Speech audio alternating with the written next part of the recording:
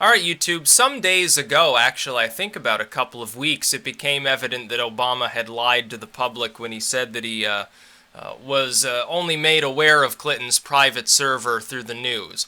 It became obvious because there were actual email exchanges between Obama and Hillary Clinton's private email address that was not state.gov, as this email goes into detail. At the time, in the underground, in the underbelly of the media, maybe people were talking about it. Oh, well, this is proof Obama knew all along.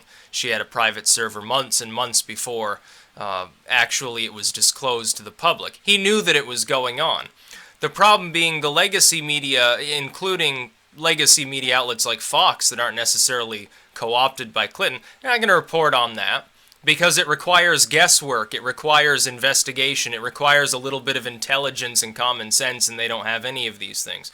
I was going to make a video then on the subject, but I decided that it wasn't particular. I mean, considering all the other dirt that was being released on a daily basis, I said, well, this can go on the back burner, I suppose. But now I've got to talk about it, because even Fox is talking about it, about the fact that Obama not only knew, but there's actually an email exchange from the Podesta emails where a couple of Clinton's people are talking about, oh, well, we got to clean up this mess because Obama just came out and said that he only heard about it on the news and this isn't a state.gov address, and I guess the worry was he'd be exposed for having lied. Well, yeah, no shit. It was obvious from the get-go that he had to have known what was going on. Yeah, he didn't communicate at all with the Secretary of State on any of her chosen devices that were routed through the server. And he was too dumb to notice that it wasn't her normal state.gov email address he was communicating with. He just completely ignored it because he's that stupid. I don't think so. Clinton might get away with, in her fans' estimation, playing stupid, like she knows nothing about emails, she knows nothing about wiping a server. Wipe it, you mean with a cloth or some stupid shit like that. But Obama's not an old fogey like Hillary Clinton is. He's not pushing geriatric stage, and apparently, according to his own campaign manager, doesn't know what planet he's living on, like Podesta said about Hillary Clinton. Yeah, she can get away with that. Okay, she's feeble-minded, she's forgetful, she had a concussion and lost several years of her life during congressional testimony. Okay, that's fine. Let's just assume that that's all true. Obama didn't get concussed. Yeah, he smoked some weed. Maybe that made him forgetful for a little while, but come on, the dude's actually capable of stringing two sentences together in a coherent manner. I'd think he would know what address he was communicating with. So Obama lied. Provably. We can now prove that he lied. Will this affect his fan base? No, they don't care. Sadly enough, there are people that don't care about the fact that the President of the United States lied openly and knowingly to the entire American population regarding a scandal that at the time was in significant public light. Well, if Obama's willing to lie about that, I wonder what else he's lying about on, or anyone associated with him on that investigation. We also find out that there appears to have been a possible dubious payment to the wife of the FBI director at the time, or the former director, as hush money or something like that. I wonder how far the rabbit hole goes. See, the problem with reporting on it is this. This is from the perspective of somebody who analyzes these things and talks about them. The problem is not whether it's important, because all of these things and much more than I've even spoken of are important with regards to Hillary scandals, Obama scandals, and so forth. But whether others outside of a core fan base I happen to have, plus people who are searching for that material because they hate these people, what they will find important. The sad fact is that a majority of Americans don't find any great importance in the fact that our drone strikes program kills tens of thousands of civilians every year. The sad fact is that a large proportion of Americans, maybe not a majority, but a large proportion, are apparently, they don't care about the idea of starting a nuclear war over a Syrian no-fly zone. The sad truth is that a lot of Americans are still not awake to the fact that we're still involved in a war in Iraq, as evidenced by our involvement in the retaking of Mosul. A lot of Americans now blame Russia for something that we now know probably had nothing to do with Russia, but rather with the foreign head of the Clinton Foundation himself, Braverman, Eric Braverman, I believe his name was. These are sad facts, but they are facts. A lot of Americans don't have the attention. For instance, the average person, legacy media captivated and so forth, they're not going to dig through any WikiLeaks emails. They want it summarized for them, specifically on mainstream legacy media. This is a minority now of the American population, but some do. A large plurality of the rest still want it summarized. They're not going to dig through all that material themselves. I admit that I'm not going to dig through 10,000 different emails. It's just not going to happen. I'll take a rough summary of it, or I'll do a few quick searches for anything particularly juicy. That's how, of course, the attachments came to light with regards to the Goldman speeches. WikiLeaks helpfully dropped them on there without summary. I was willing to read those because I knew that there was going to be some juicy material inside of them. But a lot of Americans don't do that level of investigation themselves. They need somebody to speak about it and analyze it. Preferably with something, a source that's easily understood. Either a legacy outlet source or underground media, honestly. It doesn't really matter. You might get some cries of bias. I would cry bias if someone pointed to a CNN article at this point.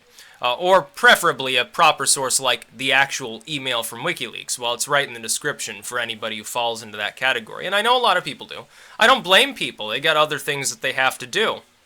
The real problem for somebody like myself, and I imagine that back when the legacy media was still relevant, and back when they actually did investigative journalism, they probably had the same problem. What will the public find important? And then they quickly devolved into sensationalism. They decided that instead of digging for actual important material, they'd sensationalize something mundane. You know, a minor diplomatic dispute. Oh, echoes of World War III.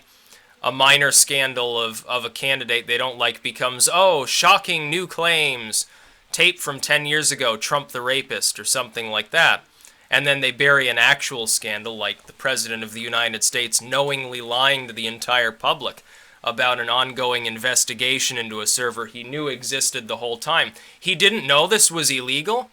He didn't know that it broke the protocol of the State Department?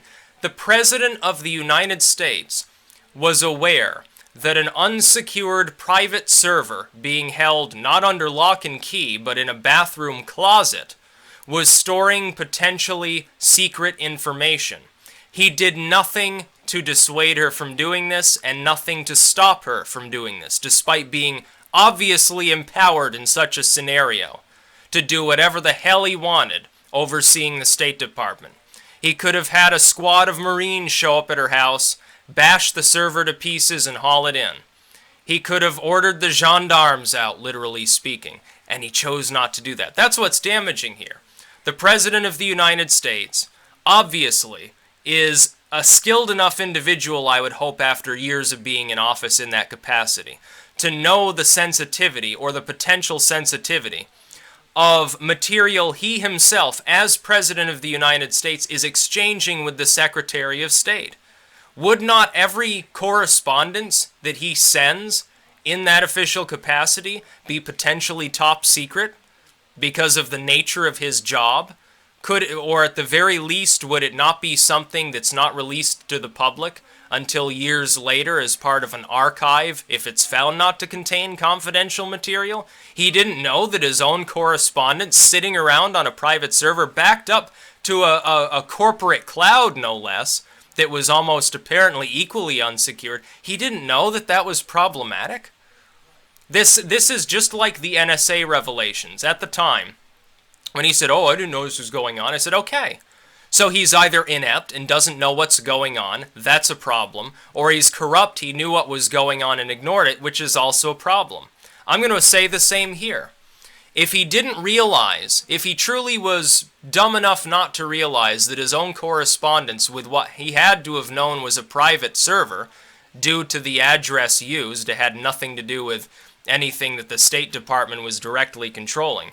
If he didn't know that that was at the very least problematic and at worst illegal, then he's completely and utterly inept. And that's the line, by the way, I expect him to trot out if he responds to this at all. He'll say, oh, my Russians hacked it. Don't worry about it, folks, probably. It's probably what he'll say. And if he knew, then he lied knowingly to the American people. about something that was, again, potentially either problematic or illegal. So I would think this is very damaging. In a normal election, of course. A lot of people will chalk it up to a Russian hackers or some nonsense like that, even though Bravermans or whatever the fuck his name is, his own mention in the Podesta leak shows, oh, yeah, well, it probably wasn't the Russians that did this. It was probably the former head of the Clinton Foundation. The plot's deepening.